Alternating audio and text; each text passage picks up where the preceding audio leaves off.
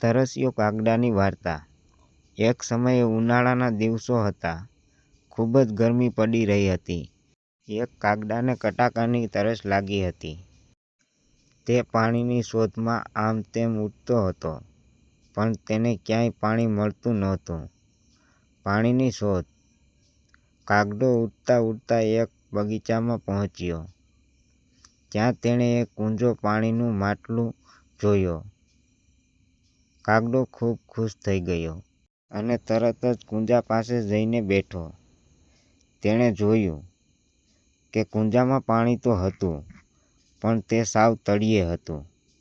કાગડાએ પાણી પીવા માટે ચાંચ અંદર નાખી, પણ તેની ચાંચ પાણી સુધી પહોંચી શકી નહીં। કાગડાની ચતુરાઈ।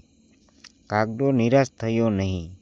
તેણે હિંમત ન હારી અને વિચારવા લાગ્યો કે પાણી ઉપર કેવી રીતે લાવવું। અચાનક તેને એક યુક્તિ સૂઝી। તેણે જોયું કે કૂંજાની આસપાસ ઘણા નાના નાના કાંકરા પડ્યા હતા। કાગડાએ એક પછી એક કાંકરો પોતાની ચાંચમાં લીધો અને કૂંજામાં નાખવાનું શરૂ કર્યું। જેમ જેમ કાંકરા કૂંજાના તળિયે જમા થતા ગયા, તેમ તેમ પાણી ધીરે ધીરે ઉપર આવવા લાગ્યું। થોડી જ વારમાં પાણી કૂંજાના મોઢા સુધી આવી ગયું। વાર્તાનો અંત। કાગડો ખૂબ જ રાજી થયો। તેણે ધરાઈને પાણી પીધું અને પોતાની તરસ છીપાવી। ત્યારબાદ તે આનંદથી આકાશમાં ઉડી ગયો।